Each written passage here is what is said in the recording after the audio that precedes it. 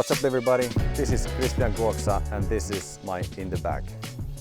Of course you're gonna have an umbrella if it rains and a rain jacket. We're gonna start off with my putting putters. I have two PA3s, Turku Open ones. I like this plastic when it's already kind of worn in. There's not so many angles on the discs, so it's straight away a good putter. Then let's go with my most understable one. This is a PA3. It's worn in. I remember last year using it here in the Belgian Open. It was overstable, but now it's my most understable one, and I use it for turnover shots and some touch shots. Then my straight putter, throwing putter, it's a PA1. This is a worn in one. I can do small fading shots with this and hyzers. It's gonna keep its angle, and even with the headwind, it's gonna keep the line I put it in. And then here in the Belgian Open, on the hole one that I'm doing this in the bag, I'm gonna use this PA1. It's super overstable and it's kind of a retooled version. I think it's like a couple years old and haven't seen too many of these in people's bags, but here it's really good and really trustworthy. Then to my mid-ranges. I have 8 of them, 2 A2s.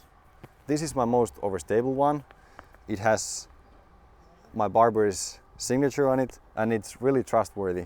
On flex shots, forehand, feels really good and it's nice stiff plastic. Then to my understable A2. This is straight out of the box. It's pretty straight and not so beefy, so I can throw it with a small flex pretty straight and it has the fade that A2 has.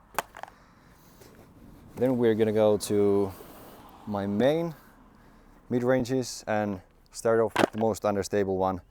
This test run retooled M3. It is super unstable.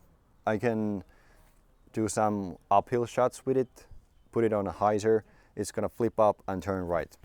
For example, I'm gonna use it on hole number 4. Then a clear M4. This is much more trustworthy, especially in the wind. I'm gonna go with hyzer on this one. It's gonna go straight and maybe fade at the end. If I go harder, it's gonna flip up and turn right. Then 2 A5s.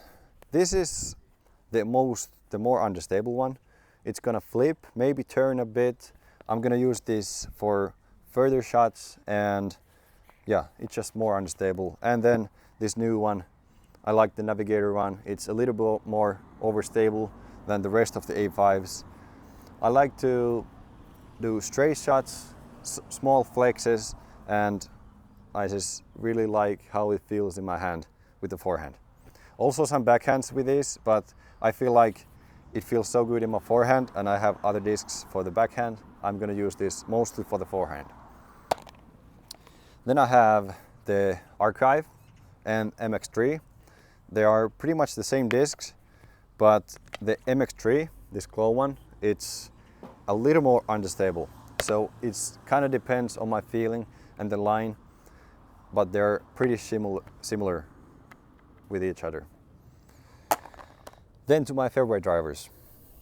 Let's start with the F5. This is pretty overstable run of the F5. I can do hyzer with this. It's gonna flip to straight. If I want, I can turn it over, but it's really straight discs. Also, it's really great for the forehand. It kind of feels like a mid-range, but it goes way further. When I have kind of like a 5 shot with the forehand, but I want to go further, I'm gonna use this one. Then I have 3 feedbacks, 2 400 plastic ones. This is I think this is the first feedback that I ever got, the purple one. I'm gonna do a little hyzer, flip, and then turn, maybe to 130, 140 meters with this one. Then my straight one, a little more trustworthy. It's gonna flip up to flat, go straight, and then fade at the end. Also, maybe to 130, 140 with this one. Then when I wanna throw straight and fade at the end with the forehand, I'm gonna use this one. It flies pretty similar to the green one. It's super straight. I can trust in this one. Maybe not in headwinds, I'll go with the H3, but it's gonna go from hyzer, flat, straight and fade at the end. Then my H discs, I got this H3 from Seppo. This is a brand new one. When I am throwing headwind or want a consistent fade, I'm gonna use this one. It feels really good with my backhand and forehand. And I feel like here, I'm gonna go with some forehands with this disc. When I want to flex the disc or when I want to really trust to its fade, I'm gonna go with the H1. It's really trustworthy. I can put it on a small anhyzer, so it flex and then skip at the end. This is probably my most overstable disc in my bag. It's a little bit worn in, so it's not like super beefy, but it's very trustworthy. Then to my distance drivers. Right now I have 4 of them, but we're gonna start with this one. Even before I played with Prodigy, I was throwing this one. It feels really good in my hand, especially in the forehand. This is my most unstable distance driver right now, and I can put it on hyzer. It's gonna flip and turn to the right. Also with the forehand, I can put it on hyzer and some huge flex shots with this disc. Then we're gonna go with the second most unstable, the Falcor. This is not too unstable.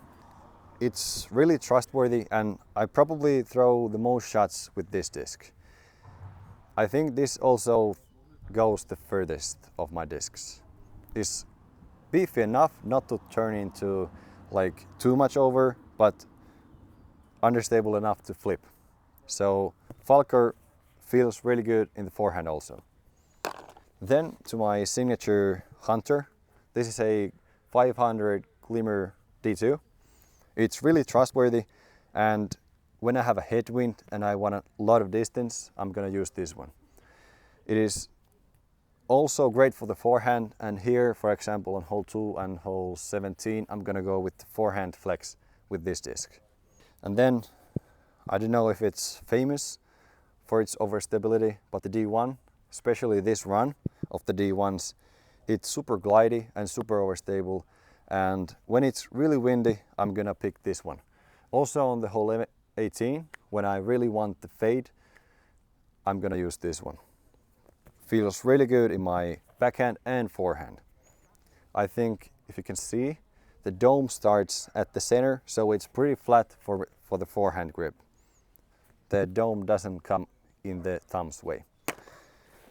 And yeah, that's pretty much what's in my bag. Hopefully you liked it, and subscribe to the channel, like this video and watch your good comment.